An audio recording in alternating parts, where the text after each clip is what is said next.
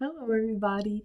My name is Savanna, and today I'm going to be telling you why your grades do not define who you are as a person.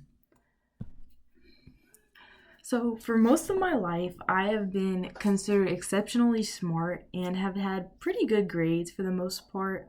But when I was a lot younger, I'm talking about first grade, I was struggling in just about every subject, math and English especially, which are the main subjects that you need to be great at to excel in most career fields. But as I entered second grade, I began getting excellent grades, okay? And this lasted just about until seventh grade, I want to say. And I mean all A's, maybe some B's along the way. Since I had made, mostly great grades until seventh grade, it was definitely a lot of a jump seeing my grades being a C or a D and sometimes even an F. I was struggling.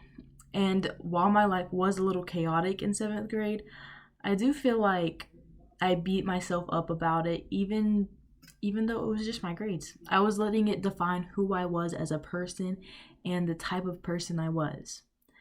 So I would constantly find myself looking at my classmates and seeing how well they were able to grasp a concept so quickly. And I was sitting there reading the same question about 5 times and still not being able to understand what I was being asked of. This still happens to me today, and in the past month, it has happened probably more than it has ever happened to me, which is why I want to tell you today that your grades are not what defines you as a person. So, the other people that you see around you who look like they are excelling in school, making amazing grades, just understanding what they're being asked of right away, they have also struggled at one point. Whether it's in academics or in their everyday life, they have struggled just like you are. Whether it's in, same thing you're wondering how to do, or if it was in, at work or in school and other things. So it might look like they're doing a lot better than you, but even at the same time, they might be struggling and at home they might be crying about the same concepts you are. Even though we do not see everyone struggling, it's definitely happening. If a student is excelling in school, they might have things going on at home or work that they don't talk about. And, even though this might also happen to you, we just have to remember that those people also might be feeling like this and they might not even tell anybody, just like you might have that sometimes.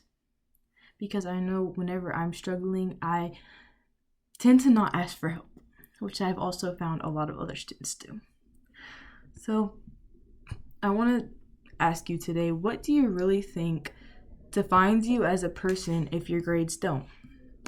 Well, you can interpret this different ways because I know some people might think certain things define them, but I want to tell you that how you treat others and your personality is mainly what is defining you as a person, not just some number beside a subject.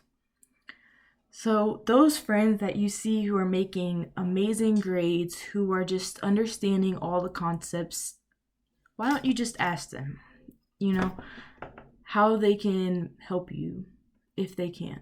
I'm sure they will most likely help you. And instead of, seeing their grade and making them feel bad about it because your grade wasn't as high, support them and ask them how they can help you on your next test or assignment if they're willing to. Asking for help is usually hard for me, and I have found it can be hard for others in everyday life. However, if you're struggling in academics, instead of envying those who are making such better grades than you, ask them how you can do better. I hope you, as a student or just as a human being, can know that your grades are not what define you as a person, and be confident in who you are, and how you treat others is really who you are. Thank you for listening. Goodbye.